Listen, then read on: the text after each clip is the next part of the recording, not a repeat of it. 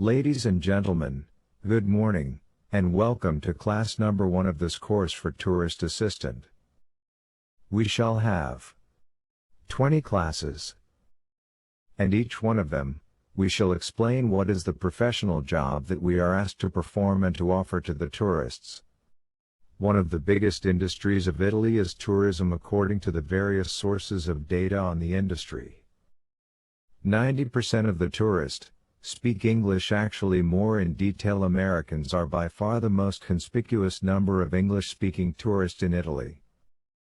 Therefore, it is for us essential that when the tourists come over have at their disposal, not only a mean of transport, for instance, a car or a minivan, but also people that are fluent and knowledgeable in English, so that they can help them out whatever problem that might arise.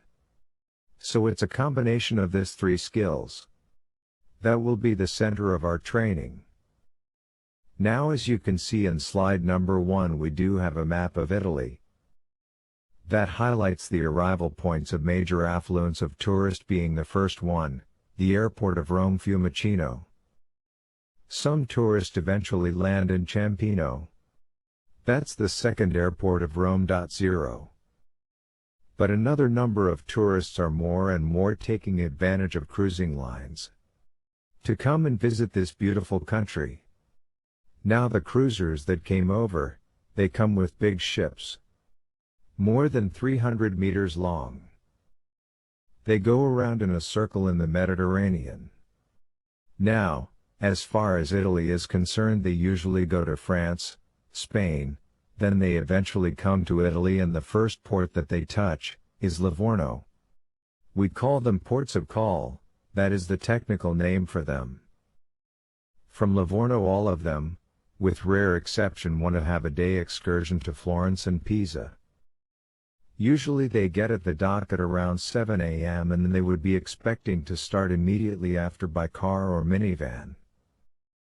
The pickup is usually at 8 a.m. and most importantly, they have to be back by all means at the around 5 p.m. This is because the ship will sail out between 6 p.m. and 6:30 p.m. in some cases, at 7, and when the cruisers buy the package, that includes the cruise, it is very, very clear to them that they have to be on board by that time.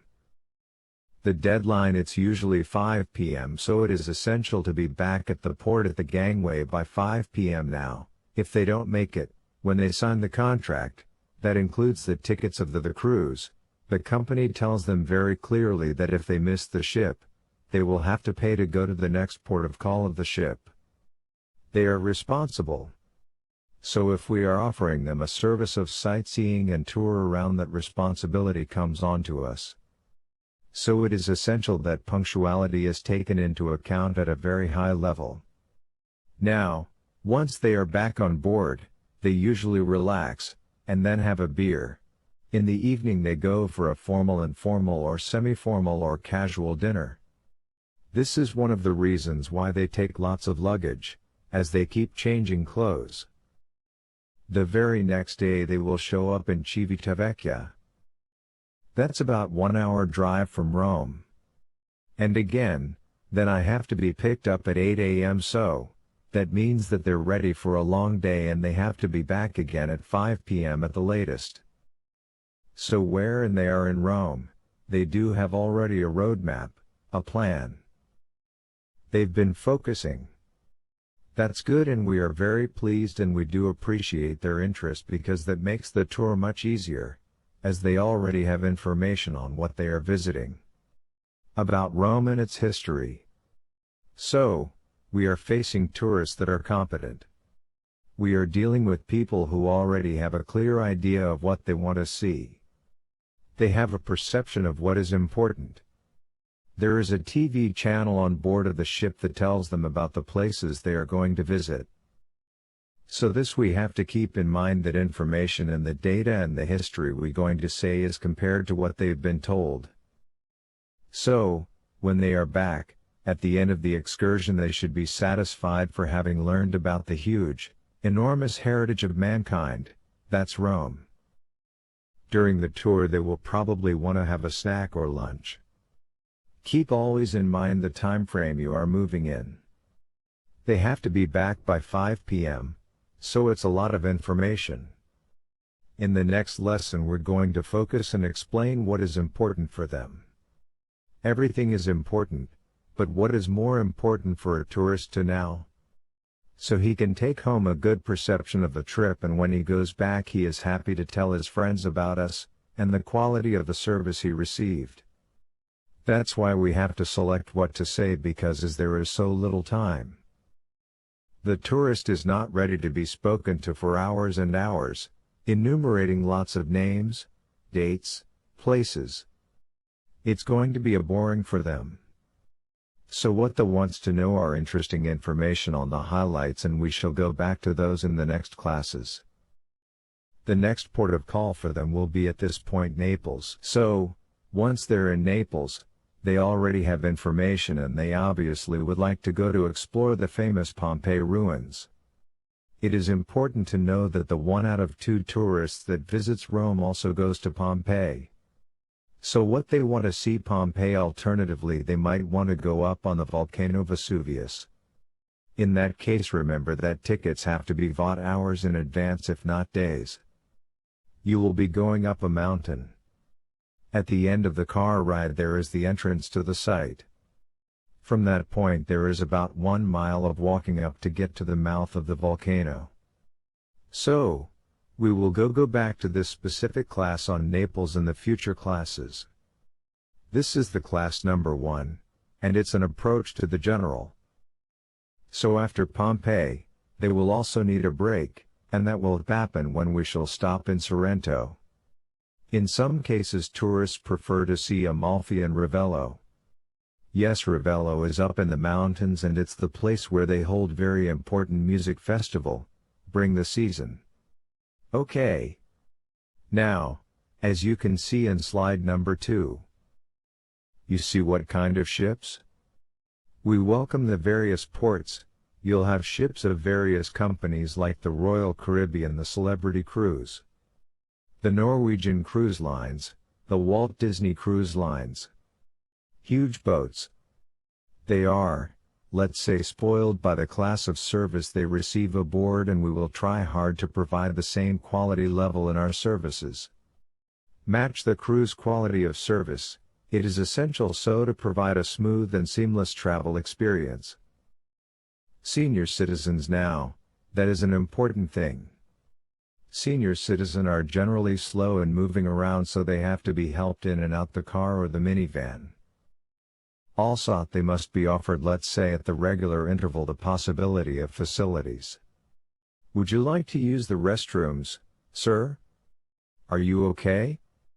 Because for these people the facilities, said in other words, are essential, and tend to require facilities quite often. So it's important to know that.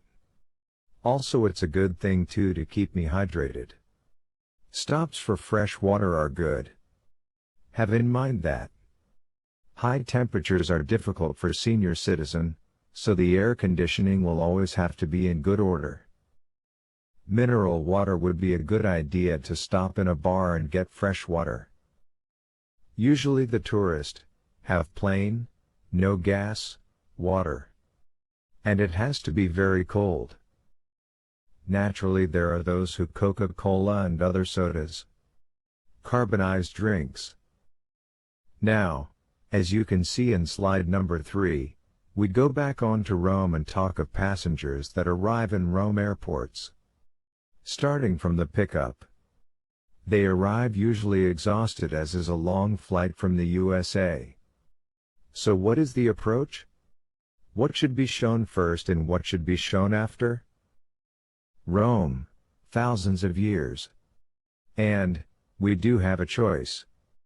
Usually, we recommend to start from a chronological point of departure in our storytelling. In other words, the Etruscans. As you can see on the slide, so the history of Rome started with the Etruscan settlement, and we can unwind the long life of Rome from them and narrate the 7 kings of Rome, going next on to the Republican time. Explaining various steps that brought Rome to conquer the world. The Ides of March with the assassination of Julius Caesar. The saga of Mark Antony and Cleopatra all the way to the first emperor of Rome is Augustus Octavian. Augustus, who ruled for many years. And so on emperor after emperor, Tiberius, Claudius, Nero the Burner and so forth. Legends and anecdotes, and the many secrets of the Roman civilization, all to wait at the end in the 5th century Common Era. A comprehensive overview of the many periods that constitute the many time layers that coexists in the Eternal City. This is what you have to offer the tourist, a virtual trip through time that encompasses values and habits that are so strong and famous that are also in use in the New World, the USA. Carpe diem, across the Rubicon, habeas corpus and so many other words that are commonly used by the tourists in their countries. Also, it is good practice to thank Hollywood for the many movies that made Rome and the Empire famous, contributing in a concrete way to promote the tourism towards Rome and Italy in general. Every time we mention the Circus Maximus, everybody in the car thinks about Carlton Heston on his chariot, or at Kirk Douglas. Marcello Mastroianni and Anita Ekberg made the Trevi Fountain even more famous than what it is. Monument after monument, each one of them has a unique story and characters around it. Piazza Navona is at the same time a glorious horse racing tracks for the joy of the Emperor Domitian, harsh killer of Christians and brother of Titus, as well as among the nicest and more elegant squares of Rome, with the incredible Fountain of the Four Rivers, and allegory to show the influencer of the Church over the continents, represented by their 4 rivers. Australian was not even discovered yet, when the fountain was built. So it is the tourist assistant mission to analyze and propose these stories to the visiting tourist and make his stay an unforgettable experience. Immediately after we finished the ancient Roman highlights, big leap to the Renaissance of 1500, you can see in slide number 5 Michelangelo. Michelangelo lived and died in Rome. He made extraordinary works. Most of them are in Rome. Some of them are in Florence and other places.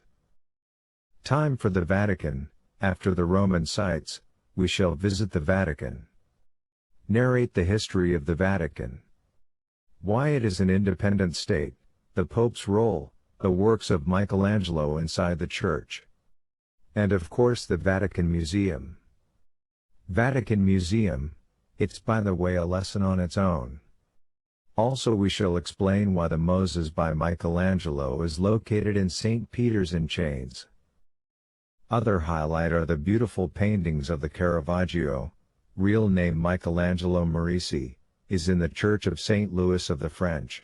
6. Talking of the 1600s, we also need to talk and show in our tour the works of John Lorenzo Bernini, that span from the main altar in St. Peter's Basilica, to the fountain in Piazza di Spagna, as well the beautiful Four Rivers Fountain in Piazza Navona as the Triton in Piazza Barberini. He was, I must say, a genius, a new Michelangelo. Jumping various centuries, we will visit, usually staying inside the vehicle, the Altare della Patria, also known as the Vittoriano. Displaying the first king of Italy, Victor Emmanuel II of Savoy, and how the monument also includes after World War I the shrine to the honor of the fallen unknown soldier. Located in the very same area where the Temple of Zeus Capitoline was, it's a brilliant demonstration of the neoclassic architectural style. There actually we can build a strong link with our American tourists friends, by telling them that even though the neoclassic style was practically invented by Andrea di Pietro della Gondola known as the Palladio, called by some Palladianism. In 2010 the Congress of the United States of America declared Palladio the father of American architecture, as the 4 books of architecture have been a primary source of classical design for many architects and builders in the United States. The Wall Street Stock Exchange in New York, the White House, and Congress in Washington were built following his models. In honor of him, the only National Architectural Prize Palladio Award was established for creative interpretation and excellence in classic and traditional design. And if the palaces of the American civil power do not trigger any similarity for you, remember that even Rosella O'Hara's villa in Gone with the Wind clearly shows Palladio's legacy. Let me say in this last minute, how important is to be on time. Kindness and punctuality are highly regarded by English-speaking people in general, and American in particular, are very friendly, but let's say within the norm, and an hug is a sign of special appreciation. So in very rare cases, you have a week together with the tourists, but usually it's up to 2, 3, 4 days together. A handshake is the usual standard of farewell. Another thing is important to know that the more you give the more you receive, and you might see a nice rewarding for this behavior. I hope that everything was clear. We do have a lesson check. Check your answers to the questions that we asked you at the end of each lesson, and we believe you learned the essentials. I would like to emphasize how important it is to deal in the correct way with our friends who come and visit Italy.